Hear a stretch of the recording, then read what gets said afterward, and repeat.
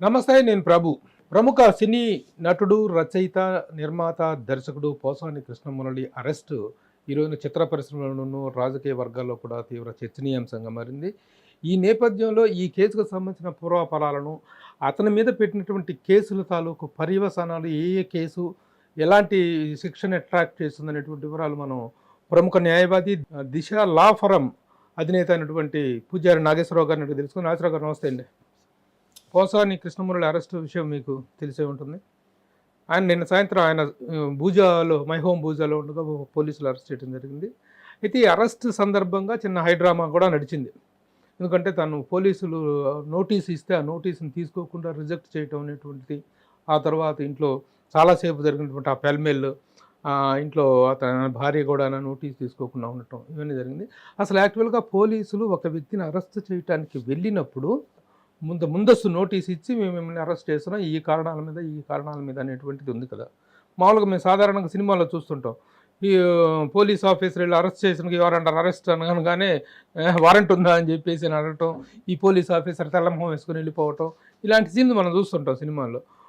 కానీ ఇక్కడ నోటీసు ఉందా అని చెప్పి ఈయన దబాయించి అడగటం, పోలీసులు నోటీసు అందజేస్తే వీళ్ళు తీసుకోకపోవటం, దీన్ని పర్టికులర్గా ఎలా చూడాలి? జనరల్గా ఏంటంటే ఎవరైనా ఒక వ్యక్తిని అరెస్ట్ చేయాలనుకున్నప్పుడు, ఇప్పుడు ఒక క్రైమ్ జరిగినప్పుడు, ఒక ఎఫ్ఐఆర్ జరిగినప్పుడు దాంట్లో ప్రధానంగా గమనించాల్సిన 2 విషయాలు ఉంటాయి. దాంట్లో ఉన్న సెక్షన్స్ మనకు శిక్ష పడేటి బిలో 7 years ఉన్నాయా, ఎబో 7 years ఉన్నది మనం పర్టికులర్గా చూడాలి. ఒకవేళ కనుక ఏదైనా క్రైమ్ జరిగినప్పుడు దాని మీద ఎఫ్ఐఆర్ అయినప్పుడు బిలో 7 years కనుక శిక్ష పడే సెక్షన్స్ కనుక ఉంటే పోలీసు వాళ్ళకు జనరల్గా అరెస్ట్ చేసే అవకాశం లేదు ఎప్పుడైనా కూడా. కాకపోతే వాళ్ళు వచ్చి మనకు నోటీస్ ఇవ్వచ్చు. నోటీస్ అనేది కంపల్సరీ వచ్చి సర్వ్ చేస్తారు. ఏమని అంటే, నీ పేరు పైన ఇట్లా ఒక క్రైమ్ అయింది, ఆ క్రైమ్లో ఈ సెక్షన్స్ పెట్టారు, మీరు ఇన్వెస్టిగేషన్కి సహకరించాలి అని చెప్పేసి ఒక నోటీస్ ఇచ్చి ఇవ్వాలి కంపల్సరీ. ఆ నోటీస్ ఇచ్చిన తర్వాత వాళ్ళు ఆ నోటీస్కి రిప్లై చేయడం కానీ లేకపోతే పోలీసులకు సహకరించడం కానీ కంపల్సరీ చేయాలి. పోలీస్ స్టేషన్కి వెళ్ళి వాళ్ళు ఇంట్రాగేషన్లో పాల్గొనాలా. తర్వాత ఒకవేళ పోలీసు వాళ్ళు ఇంటికి వచ్చినా కూడా ఇన్వెస్టిగేషన్ చేసేటప్పుడు వాళ్ళకు సహకరించాలి కంపల్సరీ.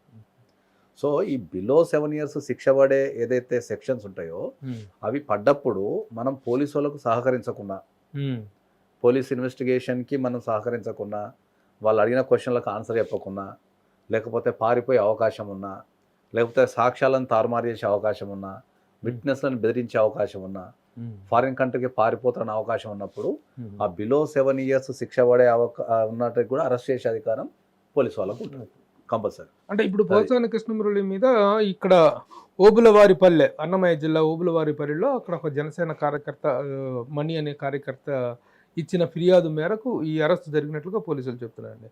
అయితే ఇక్కడ సెక్షన్స్ ఏమేమి ఇచ్చారంటే బిఎన్ఎస్ 196, ఇంకోటి 353(2), ఇంకోటి 111 రెడ్ విత్, ఈ 3 సెక్షన్లు ప్రధానంగా వాళ్ళు చేస్తారు. ఇప్పుడు వీటిలో ఏ సెక్షన్ ఎలాంటి సెక్షన్ అట్రాక్ట్ చేస్తుందని మీరు చెప్తారు? 196 అంటే ఇప్పుడు 196 అంటే ఏంటంటే, ప్రతి వ్యక్తికి అర్థమయ్యే భాషలో మనం చెప్పాలి అంటే ఏంటంటే, 196 అనేది చాలా డేంజర్ యాక్ట్. అది యాక్చువల్లీ చాలా మందికి తెలియదు. అది చాలా మంది మనం టీవీలలో కూర్చోవడం, పత్రికా ప్రకటనలో మనం రకరకాలుగా ఇష్టం ఉన్నట్టు మాట్లాడుతుంటాం. ఆ ఇష్టం ఉన్నట్టు మాట్లాడడాన్ని ఆపడాన్నే మనం జనరల్గా 196. ఓకే, 196 అంటే ఏంటంటే ప్రతి ఒక్కరికి అర్థమయ్యే భాషలో ఏంటంటే, నువ్వు ఒక స్పీచ్ ఇవ్వటం ద్వారా కానీ, ఒక కవిత రాయటం ద్వారా కానీ, స్పీచ్ చేయడం ద్వారా కానీ, సైగల ద్వారా కానీ ఒక గ్రూప్ ఆఫ్ పీపుల్ని నువ్వు ఏ రకంగానైనా రెచ్చగొట్టి సమాజంలో ఏదైనా అలజడికి కనుక కారణమైతే ఓకే, దానికి 196 అనేది పెడతారు. 196 అనేటువంటిది భావ ప్రకటన స్వేచ్ఛకి వేసే సంఖ్యలుగా భావించచ్చా? అయితే ఇక్కడ ఫ్రీడమ్ ఆఫ్ ఎక్స్ప్రెషన్ ఉంది కదా, ఫ్రీడమ్ ఆఫ్ ఎక్స్ప్రెషన్స్ కి నీకు లిమిటేషన్స్ ఉంటాయి. ఇప్పుడు నీకు మనం కామన్ గా మాట్లాడేప్పుడు ఏంటంటే, మనం నోరుంది కదా అని చెప్పి ఇష్టం ఉన్నట్టు మాట్లాడలేం కదా. సో అట్లనే ఫ్రీడమ్ ఆఫ్ ఎక్స్ప్రెషన్స్ కి నీ అభిప్రాయాన్ని చెప్పడం వేరు, జనాలను రెచ్చగొట్టడం వేరు, ఈ 2 వేరే ఉంటాయి. ఓకే, 196 అనేది ఏంటంటే, నువ్వు జనాలని డైరెక్ట్గా కానీ ఇండైరెక్ట్గా కానీ నువ్వు రెచ్చగొట్టడం వేరు. సో 196 అది. ఈ 196 తాలూకు ప్రూఫ్ అయినప్పుడు దానికి తగినటువంటి సాక్ష్యాలు ఎలాంటి శిక్ష ఉంటుంది? 5 సంవత్సరాల వరకు జైలు శిక్ష పడే అవకాశం ఉంటుంది. 196 అనేది కనుక ప్రూవ్ అయితే అప్ టు 5 years వరకు నీకు జైలు శిక్ష పడే అవకాశం ఉంటుంది. Okay, next 353(2). 352 కూడా మీకు దీనికి సంబంధించింది.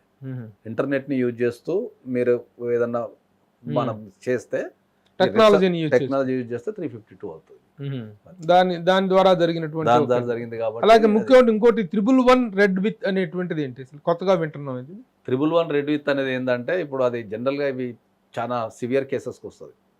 సివియర్ కేసెస్కి ఏంటంటే జనరల్గా ఏంటంటే ఏదన్నా రాబరీ కానీ ఎక్స్ట్రాక్షన్ కానీ పెద్ద క్రైమ్స్ జరిగినప్పుడు ఒక మోటివ్ అనుకుంటే ఈ 111 పెడతారు. అంటే వాళ్ళకు అది చేసేటప్పుడు వాళ్ళకి ఇప్పుడు మనం తెలవకుండా మాట్లాడడం వేరు, రెచ్చగొట్టడం వేరు, ఇంటెన్షనల్ ప్రొవొకేషన్ వేరు. ఇంటెన్షన్ తో గనక ఒక పెద్ద క్రైమ్ చేస్తే దాన్ని 111 పెడతారు. ఈ కేసులన్నింటినీ కూడా అట్రాక్ట్ అవుతాయి, ఇవన్నీ అట్రాక్ట్ అవుతాయి. అంటే వాళ్ళు ఇప్పుడు ఎఫ్ఐఆర్ అయితే మన చేతిలో లేదు, వాళ్ళు పెట్టిన సెక్షన్స్ ఇవి. దీంట్లో ప్రధానంగా తీసుకోవాల్సింది ఏంటంటే మనకు 196. ఈ 196 అనేది ప్రధానంగా తీసుకొని దీనికి అటాచ్మెంట్ గా మిగతా రిలేటెడ్ కేసులను పెట్టేస్తారు. అట్లాగే కులాల పేరుతో దూషించడం, ప్రజల్లో వర్గ విభేదాలు సృష్టించడం అనేటువంటిది ప్రధాన అభియోగంగా చెప్తున్నారండి. ఇదే 196 కులాల పేరుతో కానీ, మతాల పేరుతో కానీ, రంగు పేరుతో కానీ, ప్రాంతాల పేరుతో కానీ, క్యాస్ట్ కానీ, లేకపోతే జెండర్ డిస్క్రిమినేషన్ కానీ, నువ్వు ఏ రకంగానైనా మతాలు గాడ్ ఉంటాడు కదా భగవంతుని కానీ అట్లా నువ్వు అంటే సమాజంలో నీ మాటల ద్వారా కానీ, నీ చేష్టల ద్వారా కానీ, నీ సైకిళ్ళ ద్వారా కానీ, నువ్వు రాయటం ద్వారా కానీ సమాజంలో నీ వల్ల ఏదన్నా అలజడి జరిగే అవకాశం ఉన్నా జరుగుతున్నా మీకు 196 అనేది వస్తుంది. లార్జెస్ట్ పబ్లిక్ అనేది మనోభావాలు దెబ్బతినే అంటారు కదా, లేకపోతే ఏదన్నా ఒక వ్యక్తి మాట్లాడడం ద్వారా సమాజంలో అలజడి సృష్టించే అవకాశము, గొడవలు అయ్యే అవకాశం ఉంటుంది కాబట్టి దాన్నే 196. ఇది ఇంకా ఇప్పుడు ఇంకా ఫ్యూచర్ లో ఇది చాలా ఫేమస్ అయితే 196. ఈ 196 అనేటువంటిది కేవలం పోసాని కృష్ణమురళి కాకుండా గత 5 సంవత్సరాలుగా వైఎస్ఆర్సీపీ పాలనలో జరిగినటువంటి వైఎస్ఆర్సీపీ నాయకులు మాట్లాడినటువంటి మాటలు చాలా మంది కూడాను the same time Posani Krishnamurali అనే స్థాయిలో అయితే మాట్లాడారో, the same time Kodali Nani గారు కానీ, వల్లభనేని వంశీ గారు ఆల్రెడీ అరెస్ట్ అయ్యి ఉన్నారు, కొడాలి నాని కానీ మిగతా కొంతమంది లీడర్స్, వీళ్ళందరూ కూడాను ఒక పరిధి దాటినటువంటి భాషను వాడటం, అసభ్య పదజాలం అనేటువంటిది వాడటం, వ్యక్తిగత దూషణ, రాజకీయపరమైనటువంటి విమర్శల్లో ఉండాల్సిన హుందాతనం మిస్ అవ్వటం అనేటువంటిది జరిగింది. ఈ 196 అనేటువంటిది వీళ్ళందరికీ అట్రాక్ట్ అయ్యే అవకాశం ఉందా? ఎవరైనా సరే ఇప్పుడు 196 అనేది వాళ్ళ హోదాని బట్టో, వాళ్ళ స్థాయిని బట్టో, వాళ్ళకున్న పలుకుబడిని బట్టో అది అట్లా డిసైడ్ చేయబడదు. భారతదేశంలో నివసించే ఏ వ్యక్తి అయినా, ఒక కామన్ వ్యక్తి అయినా సరే, ఇప్పుడు ఎవరినో ఒక దేవుణ్ణి దూషిస్తూ మీకు ఆన్లైన్లో ఒక పోస్ట్ పెట్టాలనుకుందాం, so that will comes to 196. ఇప్పుడు రాత్రి అరెస్ట్ అయినటువంటి పోసాని కృష్ణమురళిని తీసుకెళ్ళిపోయి అక్కడ ఓబులవారిపల్లిలో ఈ రోజున వాళ్ళు జడ్జి గారి ముందు ప్రవేశపెట్టడం జరుగుతుంది. ఎలా 14 days రిమాండ్ అనేటువంటిది విధిస్తారా, ఎలాంటి ఇది ఉండొచ్చు? ఎప్పుడైనా కూడా పోలీసు వాళ్ళు అరెస్ట్ చేసి జడ్జి ముంగట ప్రవేశపెట్టిన తర్వాత రిమాండ్కి పంపాలా వద్దా అనేది జడ్జి గారు డిసైడ్ చేస్తారు. ఎందుకంటే దానికి కొన్ని పారామీటర్స్ ఉంటాయి. తరపున ఎవరైనా అడ్వకేట్ ఉంటే నేను అరెస్ట్ చేయకుండా రిమాండ్ రిటర్న్ చేయండి అని కూడా అప్లికేషన్ వేసుకునే అవకాశం ఉంటుంది. సో జనరల్గా ఎప్పుడైనా కూడా ఒక వ్యక్తి అరెస్ట్ అయినప్పుడు జడ్జి ముంగట ప్రవేశపెట్టినప్పుడు చాలా మంది తెలియదు చట్టంలో, చాలా మంది ఏం చేస్తారంటే ఒక వ్యక్తి అరెస్ట్ అయిన తర్వాత జడ్జి గారి ముంగట ప్రవేశపెట్టిన తర్వాత జైలుకి వెళ్ళిన తర్వాత బెయిల్ ఇస్తుంటారు. కానీ అరెస్టు సమయంలోనే మన అడ్వకేట్ వెళ్ళిపోయి ఇది అరెస్ట్ అనేది అక్రమంగా జరిగింది, లేకపోతే ఈ సెక్షన్స్ వర్తించవు, లేకపోతే అరెస్ట్ అనేది అన్యాయంగా జరిగింది, లేకపోతే రూల్స్ పాటించలేదు, అంటే చట్టంలో ఉన్న ప్రొవిజన్స్ అన్ని పాటించలేదని చెప్పి జడ్జి గారికి ఎక్స్ప్లెయిన్ చేయగలిగితే అక్కడే వదిలిపెట్టే అవకాశం ఉంటుంది. చాలా మంది తెలియదు. అందరూ అరెస్ట్ జడ్జి గారి ముందు ప్రవేశపెట్టినప్పుడు ప్రభుత్వం తరఫు lawyer at the same time ఈ తరఫు లాయర్ కూడా అప్లికేషన్ వేసుకుంటారు అర్ధరాత్రి అయినా సరే. ఆ టైంలో జనరల్ జనాలు తెలియదు ఏంటంటే కోర్టు 24 hours వరకు వేస్తారు. అందరూ ఏమనుకుంటారు అంటే కోర్టు టైమింగ్స్ ఉంటాయి అవి అనుకుంటే అట్లా ఏముండదు. There are so many courts in the country also working in the night. అదే చాలా విచిత్రంగానే చాలా మందికి తెలియని విషయం ఏంటంటే రాత్రి 1 గంటకు ప్రవేశపెట్టారు జడ్జి కోర్టులో ప్రవేశపెడతారు. నైట్ కోర్ట్స్ ఉంటాయి, ఒకవేళ నైట్ కోర్ట్స్ లేకపోతే జడ్జి గారు ఇంట్లో ప్రవేశపెడతారు. అది ఎప్పుడు జరిగే ప్రాసెస్ అది. ఇప్పుడు దీంట్లో అలాంటి ఒక వెసులుబాటు పోసాని కృష్ణమురళికి దక్కే అవకాశం ఏమైనా ఉందా? అవును, ఇప్పుడు అడ్వకేట్ రెడీగా ఉంటే నువ్వు ఏ టైం అయినా సరే, ఇప్పుడు ఒక అక్యూజ్డ్ అరెస్ట్ అయినప్పుడు, ఒక వ్యక్తి అరెస్ట్ అయినప్పుడు అతనికి తరపున అడ్వకేట్ని నియమించుకునే అవకాశం డెఫినెట్లీ ఇస్తారు. ఓకే, ఆ అవకాశం ఇచ్చినప్పుడు అడ్వకేట్ రెడీ ఉంటే అది 1 గంటకైనా 2 గంటలకైనా ఎక్కడ జడ్జి ఉంటే అక్కడికి వెళ్ళి మనకు అప్లికేషన్ వేసుకునే అధికారం అడ్వకేట్కి ఉంటుంది. ఓకే, ఇప్పుడు రేపు 14 రోజులు రిమాండ్ సాధారణంగా జరిగే విషయం. జనరల్ 20% వాళ్ళు సాటిస్ఫై అయితే సాటిస్ఫై అయితే 14 రోజులు ఎబో 7 remand. ఇయర్స్ ఉండాలా, ఎబో 7 ఇయర్స్ అనేది కంపల్సరీ ఉండాలా. ఉమ్. ఎబో 7 ఇది ఇయర్స్ అబౌవ్ 7 ఇయర్స్ ఎక్స్ట్రాక్ట్ చేసే ఏమైనా సెక్షన్స్? దీంట్లో ఒకటి ఉంది, 111 ఒకటే ఎబో 7 ఇయర్స్ పడుతుంది, మిగతా 2 బిలో 7 ఇయర్స్ బిలో కాబట్టి 311 అనేది కనుక ఎబో పడుతుంది కాబట్టి అది ఒకవేళ వీళ్ళు ఏం అప్లికేషన్ వేసుకోకుండా ఉండి ఆర్గ్యుమెంట్ చేయకుండా ఉంటే జైలుకు పంపించే అవకాశం ఉంటుంది. ఉండదు. దాని తర్వాత మామూలుగా బెయిల్ అప్లై చేసుకుంటే ఒక 60 రోజుల్లో బెయిల్ వచ్చేటువంటి అక్కడున్న కేసు తీవ్రతను బట్టి, ఒకన్న కేసుల పెండింగ్ అని బట్టి, ఇప్పుడు ఇక్కడ ఒక ఎఫ్ఐఆర్ అయింది, ఒక వ్యక్తిని అరెస్ట్ చేసి మనం జైలు పంపించినాం, ఇంకో దగ్గర సేమ్ ఎఫ్ఐఆర్ అయింది అనుకో, మళ్ళీ అక్కడ బెయిల్ తెచ్చుకోవాలి, ఇక్కడ బెయిల్ వచ్చింది మళ్ళీ అక్కడ తెచ్చుకోవాలి. ఇప్పుడు ఎట్ ఏ టైం దాదాపు ఒక 7-8 చోట్ల తన మీద కేసు నమోదు అవటం అనేది జరిగింది. అవును, రకరకాల చోట్ల కేసులు నమోదు అవుతుంది. ఇప్పుడు ఈ కేసునే మనకు తీసుకుంటారా? మిగతా కేసులకు కూడాను అన్ని కేసులు కనుక వీళ్ళ దగ్గర ఇన్ఫర్మేషన్ ఉంటే అన్ని కేసులకు వీళ్ళు హైకోర్టులో మనకు రిట్ పిటిషన్ వేసుకోవాలి. ఇప్పుడు ఏ కేసు కా కేసు విడివిడిగా అయినా కూడా ఏంటంటే ఇప్పుడు ఒక వ్యక్తి ఒక ఆన్లైన్ లో మాట్లాడడము, ఒక బుక్ రాయడం ద్వారానో, లేకపోతే ఏదైనా వారణం వల్ల రాష్ట్రంలో కానీ దేశంలో కానీ, ఒక రాష్ట్రంలో రకరకాల పోలీస్ స్టేషన్లో కనుక సేమ్ కేసులు అయితే మనం we need to approach high court immediately. So crime ఒకటే జరిగింది, రాష్ట్ర వ్యాప్తంగా కేసులు అవుతున్నాయి కాబట్టి నా మీద అయ్యే ప్రతి కేసుని ఒకటే కేసు కింద పరిగణించి బెయిల్ ఇవ్వగలరు, లేకపోతే ఒకటే కేసు కింద పరిగణించి నాకు ట్రయల్ చేయగలరు అని చెప్పేసి మనం అప్లికేషన్ వేసుకోవాలి. ఇప్పుడు పోసాని కృష్ణమురళి ఆల్రెడీ ఎన్నికల ఫలితాలు వచ్చిన తర్వాత అంతకుముందు ఎంతగా అయితే రెచ్చిపోయి మాట్లాడాడు.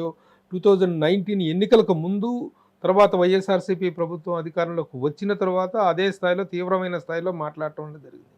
కానీ ఎప్పుడైతే కూటమి ప్రభుత్వం అధికారంలోకి వచ్చిందో, నన్ను క్షమించండి, నాకు బుద్ధి వచ్చింది, నేను ఇంకెప్పుడు రాజకీయాల జోలికి వెళ్ళను, నేను ఏ పార్టీ జోలి వెళ్ళను, ఎవరితో మాట్లాడను, నన్ను క్షమించండి అని బహిరంగ క్షమాపణ చెప్పినా కూడా నన్ను అరెస్ట్ చేస్తారా అనేటువంటి వాదన రాత్రి చాలా తీవ్రంగా వినిపించడం జరిగింది.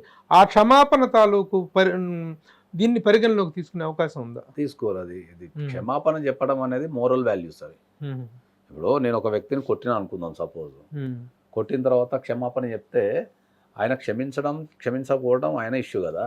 ఇప్పుడు ఆయన వెళ్ళి కంపల్సరీ నన్ను కొట్టిండు అని చెప్తే కేసు తీసుకుంటారు, కోర్టుకు వెళ్ళాల్సిందే, అరెస్ట్ చేయాలన్నా వద్దా ఏంటంటే కోర్టు విల్ డిసైడ్. క్షమాపణ అనేది ఎప్పుడైనా కూడా మోరల్కి సంబంధించిన విషయం. చట్టపరంగా ఒక క్రైమ్ జరిగిన తర్వాత దానిపైన చర్యలు తీసుకునే అధికారం గవర్నమెంట్కి, లేకపోతే పోలీస్ వాళ్ళకి అందరికి ఉంటుంది. చివరిగా సార్, ఇప్పుడు ఈ పోలీస్ స్టేషన్లో ఈ కేసు ఇదైపోయింది. ఈ కేసు రన్నింగ్లో ఉండగానే ఇంకా 7-8 చోట్ల చేసినటువంటి కేసులు దీంట్లో బెయిల్ తెచ్చుకోవటం, అన్నింటిలో తెచ్చుకోవాలి, మళ్ళీ దాంట్లో బెయిల్, మళ్ళీ దీంట్లో ప్రతి దానికి బెయిల్ అప్లై చేసుకుంటూ కూర్చోవాలా. అందుకనే మనం ఏమంటాం అంటే హైకోర్టులో వేసుకుంటే సరిపోతుంది. హైకోర్టులో అన్ని కేసులు కలిపి ఒకటే బెయిల్ పిటిషన్ హైకోర్టులో వేసుకుంటే సరిపోతుంది. మనం ఇన్ఫర్మేషన్ అంతా సేకరించుకొని ఒకటే అన్ని కేసులకు కలిపి ఒకటే బెయిల్ పిటిషన్ వేసుకోవచ్చు. లేదా మళ్ళీ అట్లాంటి క్రైమ్ లింక్ ఎవరు పెట్టకుండా కూడా వేసుకోవచ్చు. ఒకవేళ ఎవరైనా పెట్టినా కూడా మళ్ళీ అరెస్ట్ చేయకుండా వేసుకోవచ్చు. ఈ వెసులుబాటు ఉంది. మిగతా అన్ని కేసుల విషయంలో మాత్రం ఇలాంటి ఒక వెసులుబాటు ఉంది. ఇట్లాంటి కేసులు కనుక నా మీద పెడితే అరెస్ట్ చేయొద్దని ఆర్డర్ తెచ్చుకోవచ్చు. ఈ అన్ని కేసులు కలిపి బెయిలిమని ఆర్డర్ తెచ్చుకోవచ్చు. అన్ని కేసులు కలిపి ఒకటే దగ్గర ట్రయల్ చేయండి కూడా మనం వేసుకోవచ్చు. అన్ని కోర్టులకు మనం తిరిగేది ఓపిక ఉండదు కాబట్టి అన్ని కేసులు క్లబ్ చేసి ఒకటే కోర్టుకి ఇచ్చేసి అక్కడ నాకు ట్రయల్ చేయండి అని అడిగే అవకాశం ఉంటుంది. ఇప్పుడు ఇతను కూడా ఒక సెలబ్రిటీ కాబట్టి ఇతను ఏదైనా ఎగ్జామ్షన్స్ కోర్టులో అడిగే అవకాశం ఉంది. వల్లభనేని వంశీ నాకు అవి కావాలి ఇవి కావాలి అని చెప్పి అడుగుతున్నారు. అక్కడ ఆ వస్తువులు కావాలి, ప్రత్యేక వస్తువులు కావాలి, జనరల్ ఖైదీలతో పాటు నన్ను ట్రీట్ చేయదని అడుగుతున్నారు. అది ఇదిలో ఉంది. ఈయన కూడా అలా అడిగే అవకాశం. ఎవరైనా సరే ఫెసిలిటీస్ కావాలనుకున్నప్పుడు మనం కోర్టు జడ్జికి ఎవరైతే మనకు అరెస్ట్ మనం ప్రవేశపెట్టిన కోర్టులో మనం అప్లికేషన్ వేసుకునే అధికారం అందరికీ ఉంటుంది. అది జనరల్గా ఏంటంటే సెలబ్రిటీ అనే హోదాతోనేమి ఇవ్వరు, పర్సన్కున్న అవసరాన్ని బట్టి. ఇప్పుడు ఆయనకు ఇప్పుడు ఆరోగ్య సమస్యలు ఉన్నాయి అనుకుందాం, దాన్ని పరిగణలోకి తీసుకొని ఆయనకు కావాల్సిన ఫెసిలిటీస్ ఇచ్చే అవకాశం ఉంటుంది. సరే, ఫైనల్గా ఇంకొక క్వశ్చన్ అండి. మామూలుగా నేర తీవ్రతను బట్టి ఈ కస్టడీకి అడుగుతారు పోలీసులు. ఈయన కూడా కస్టడీకి అడిగే అవకాశం ఉందా? అడుగుతారు కంపల్సరీ. ఎప్పుడైనా కూడా ఏంటంటే ఎప్పుడైనా అరెస్ట్ చూపించిన తర్వాత ఎంక్వైరీ చేయాలి కాబట్టి, ఇన్వెస్టిగేషన్ చేయాలి కాబట్టి కస్టడీకి అడుగుతారు. కస్టడీకి ఎన్ని రోజులు ఇవ్వాలనేది జడ్జి మీద ఆధారపడి ఉంటుంది. కొంతమంది 1 day ఇస్తారు, కొంతమంది 3 days ఇస్తారు, కొంతమంది 7 days ఇస్తాడు. Depend upon the severity issues ఉన్నదాన్ని బట్టి the judge will give you the date.